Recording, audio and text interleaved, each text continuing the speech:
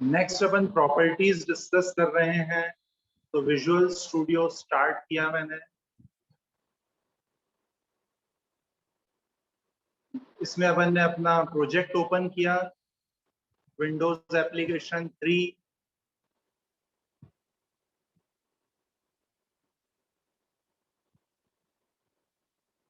इसमें मैंने एक नया फॉर्म लिया, प्रोजेक्ट में ऐड विंडोज फॉर्म। फिर विंडोज फॉर्म सेलेक्ट किया, फॉर्म 14 आ गया, ये ऐड पे क्लिक किया। अब प्रोजेक्ट के अंदर प्रॉपर्टीज और यहां से स्टार्टअप फॉर्म में मैंने फॉर्म 14 सेलेक्ट कर लिया। अब फॉर्म 14 की डिजाइनिंग करेंगे अपन। तो मैंने यहाँ पर लेबल प्लेस किया, label 1, label 2, label 3, 3 label place किए मैंने यहाँ। लेबल 1 का टेक्स्ट मैंने दिया, लेबल 1 को सेलेक्ट करने के बाद इसके टेक्स्ट में मैंने दिया रोल नंबर, सेकंड वाले के टेक्स्ट में दिया नेम, थर्ड वाले के टेक्स्ट में दिया कोर्स। फिर इन तीनों लेबल्स को मैंने सेलेक्ट किया और इनका फॉन्ट चेंज कर दिया।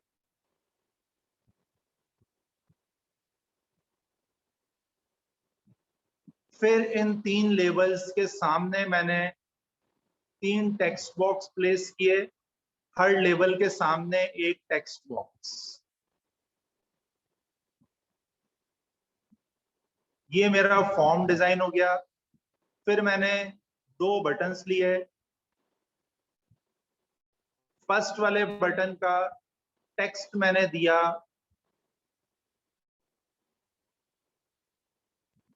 शो और सेकंड का टेक्स्ट दिया मैंने क्लियर। फिर इन दोनों को सेलेक्ट किया, इनका भी फॉन्ट चेंज कर दिया फॉन्ट प्रॉपर्टी में। तो ये अपना फॉर्म डिजाइन हो गया।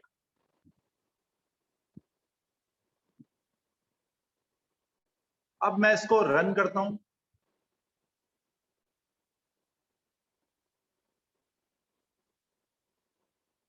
रन करने पे मैंने अभी रोल नंबर में रोल नंबर टाइप किया 100, टैब प्रेस किया। टैब प्रेस करते ही नेम वाले टेक्स्ट बॉक्स में आ गया। एबीसी टाइप किया, फिर टैब प्रेस किया, कोर्स में आ गया। यहाँ बीसीए टाइप किया, फिर टैब प्रेस किया, शो पे आया। फिर टैब प्रेस किया, क्लियर पे आया। वापस टैब प्रेस किया, रोल नंबर के सामने वाले टेक्स्ट बॉक्स पे आ गया। इसका मतलब टैब की का यूज करके अपन नेविगेशन कर सकते हैं। जैसे जैसे अपन टैब प्रेस करते जाएंगे वैसे वैसे जिनमें भी यूजर इनपुट आ सकता है फोकस उन पे आ जाएगा। लेबल पे तो आ नहीं सकता यूजर इनपुट, इसलिए उस पे फोकस नहीं आ रहा है। तो पहले टेक्स्ट बॉक्स पे आया, फिर टैब दूसरे पे, फिर टैब तीसरे पे, फिर टैब शो बटन पे, फिर टैब क्लियर बटन। तो टैब की का यूज करके अपन कंपोनेंट्स में नेविगेशन कर सकते हैं, एक कंपोनेंट से दूसरे कंपोनेंट पर। अभी मैं नेम वाले टेक्स्ट बॉक्स पे हूँ, टैब प्रेस करूंगा कोर्स वाले पे आ जाएगा। फिर मैंने शिफ्ट टैब प्रेस किया तो पीछे वाले कंपोनेंट पे आता जाएगा। टैब से नेक्स्ट वाले कंपोनेंट पे, शिफ्ट टैब से पीछे वाले कंपोनेंट्स पर। मैंने यहाँ रोल नंबर वाले लेबल को सेलेक्ट किया और इसकी टेक्स्ट प्रॉपर्टी में रोल नंबर से पहले एंड का साइन लगा। तो अब रोल नंबर का आर अंडरलाइन होगा। नेम वाले में ए से पहले एंड का साइन लगा और एंटर प्रेस किया तो ए अंडरलाइन हो गया। कोर्स वाले में मैंने क्या किया, सी से पहले एंड का साइन लगा दिया, सी से पहले मैंने एंड का साइन लगा दिया तो सी उस केस में अंडरलाइन हो गया। तो ये ऐसा करने का क्या बेनिफिट है वो देखें। रोल नंबर में आर अंडरलाइन है, नेम में ए, कोर्स में सी। अब मैंने इसको रन किया।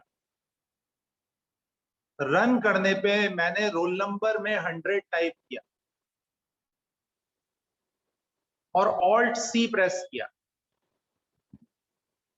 तो अब ये जो रोल नंबर का आर अंडरलाइन है, ये ए अंडरलाइन है, ये सी अंडरलाइन है कोर्स का। अब इसका बेनिफिट क्या है कि इसके सामने जो कंट्रोल प्लेस है उस पे अपन फोकस ट्रांसफर कर सकते हैं ये की प्रेस करने पे। ऑल्ट के साथ में ये की प्रेस करेंगे तो फोकस उस कंपोनेंट पे आ जाए। अब ऐसा करने के लिए अपने को क्या करना पड़ेगा वो देखें अपन। जिस भी कैरेक्टर के पहले आप एंड का साइन प्लेस करोगे वो कैरेक्टर अंडरलाइन हो जाएगा। अब मैंने फर्स्ट टेक्स्ट बॉक्स को सेलेक्ट किया,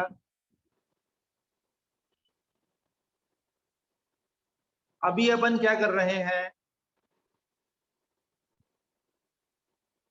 रोल नंबर वाला जो टेक्स्ट बॉक्स है उसको मैंने सेलेक्ट किया हुआ है। इसके टैब इंडेक्स में 3 है, टैब इंडेक्स प्रॉपर्टी में मैंने टैब इंडेक्स में 1 कर दिया। सेकंड वाले के टैब इंडेक्स में मैंने रोल नंबर वाला जो लेबल है उसके टैब इंडेक्स में 0 है। टेक्स्ट बॉक्स फर्स्ट के टैब इंडेक्स में 1 है। नेम वाले के टैब इंडेक्स में मैंने 2 कर दिया। फिर इसके आगे जो टेक्स्ट बॉक्स है इसके टैब इंडेक्स में 3 कर दिया। फिर कोर्स वाले लेवल के टैब इंडेक्स में 4 कर दिया। इसके सामने जो टेक्स्ट बॉक्स है उसके टैब इंडेक्स में 5 है और शो वाले के टैब इंडेक्स में 6 है और क्लियर वाले के टैब इंडेक्स में 7 है। तो मैंने ये टैब ऑर्डर सेट किया है कि अपन टैब की का यूज करके नेविगेशन करें। तो स्टार्टिंग से देखें तो रोल नंबर के टैब इंडेक्स में 0 है, इसके सामने वाले टेक्स्ट बॉक्स के टैब इंडेक्स में 1 है। फिर नेम का टैब इंडेक्स 2, उसके सामने वाले का 3, कोर्स का 4, उसके सामने वाले का 5, ऐसे ही शो बटन का 6 और उसके सामने वाले का 7। अब आप यहां देखोगे मैंने इसको रन किया, रोल नंबर टाइप किया मैंने 100। अब मैं ऑल्ट सी प्रेस कर रहा हूं, ऑल्ट सी प्रेस करते ही कोर्स के सामने वाले टेक्स्ट बॉक्स में फोकस आ गया। ऑल्ट के साथ में ए प्रेस कर रहा हूं तो नेम के सामने वाले टेक्स्ट बॉक्स में फोकस आ गया। ऑल्ट के साथ में आर प्रेस कर रहा हूं तो रोल नंबर वाले लेवल के सामने वाले टेक्स्ट बॉक्स में फोकस आ गया। तो इसका मतलब ये है कि जो रोल नंबर की आपने एक्सेस की दी है वो उसके सामने वाले कंपोनेंट पे वर्क करेगी, लेकिन आपको टैब ऑर्डर सेट करना पड़ेगा। रोल नंबर के बाद जिसका भी टैब इंडेक्स उस पे फोकस आएगा, तो इसलिए मैंने सबके टैब इंडेक्स सीक्वेंस के अंदर सेट करें।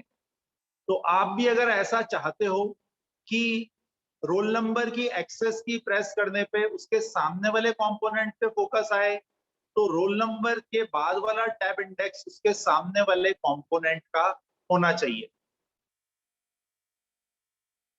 और टैब ऑर्डर सेट कैसे करते हैं अपन, टैब इंडेक्स प्रॉपर्टी का यूज करके। अब मैंने रोल नंबर वाले लेबल को सेलेक्ट किया, रोल नंबर वाले लेबल को सेलेक्ट करने के बाद इसकी नेक्स्ट प्रॉपर्टी है यूज निमोनिक। इसमें अभी ट्रू आ रहा है।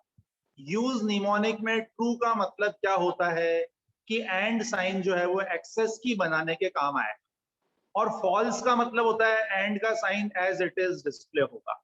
तो अगर आप चाहते हो कि एंड का साइन ऐसे कैसे डिस्प्ले हो, एक्सेस की आपको नहीं बनानी है।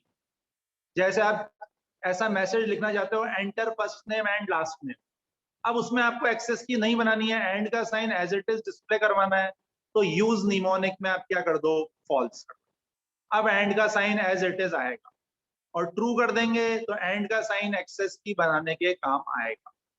तो ये लेबल की प्रॉपर्टी है यूज निमोनिक। लेबल की ही प्रॉपर्टीज कर रहे हैं अभी अपन, और लेबल की ही जो प्रॉपर्टी है वो टैब इंडेक्स भी सेट करी है मैंने। तो इस तरह से अपन सेट कर सकते हैं प्रॉपर्टीज।